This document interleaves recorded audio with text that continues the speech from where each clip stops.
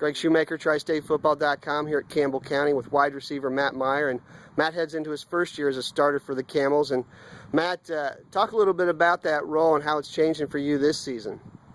Just trying to become a starter. I'm trying to fill in the shoes of two great athletes that have graduated and passed and have played years of football. I feel like I'm going to have the necessary skills to get out there and be one of the top wide receivers in all of Northern Kentucky, hopefully.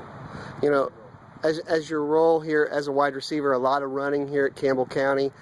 What is your role primarily, and how important is blocking, and what do you work on blocking-wise?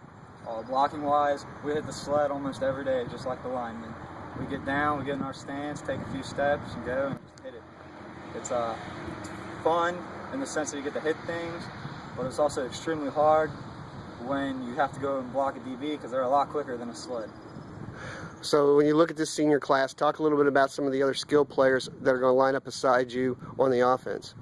The senior class, skill players, we have our new quarterback, Eli Matthews, who's going to hopefully be throwing the ball or competing for a spot. And me, I'm the only senior wide receiver that is not hurt currently. We had someone tear their ACL, which is a real shame because he's a good player, started last year for us. He was going to return, and then tragedy struck when that happened.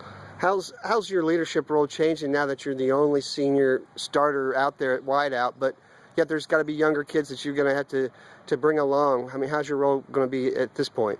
I mean, it's just try and keep them motivated. As a wide receiver, you do a lot of running. Sometimes you get the ball, sometimes you don't, but every play, you got to go run 15, 20 yards, full speed, get back, and do the same thing over and over again. It's a lot harder to keep those guys motivated, especially when they don't get the ball and they're just running their routes.